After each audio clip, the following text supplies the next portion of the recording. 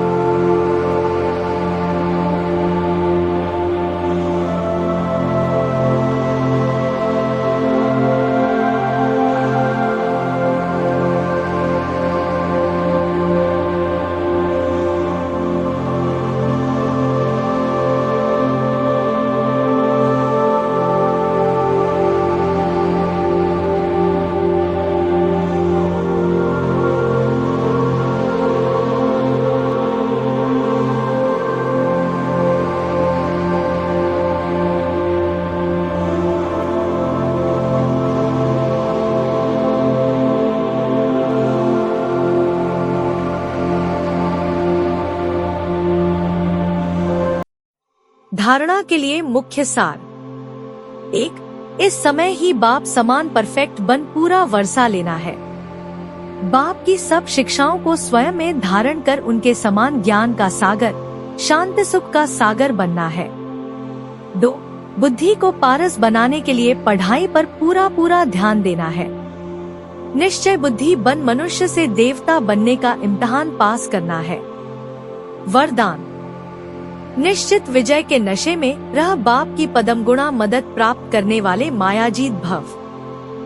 बाप की पदम गुणा मदद के पात्र बच्चे माया के वार को चैलेंज करते हैं कि आपका काम है आना और हमारा काम है विजय प्राप्त करना। वे माया के शेर रूप को चींटी समझते हैं, क्योंकि जानते हैं कि यह माया का राज्य अब समाप्त होना है। हम अनेक बार के विजयी आत्माओं की विजय 100% निश्चित है। यह निश्चित का नशा बाप की पदम गुणा मदद का अधिकार प्राप्त कराता है। इस नशे से सहज ही मायाजीत बन जाते हो। स्लोगन। संकल्प शक्ति को जमा कर सुप्रति व विश्व प्रति इसका प्रयोग करो।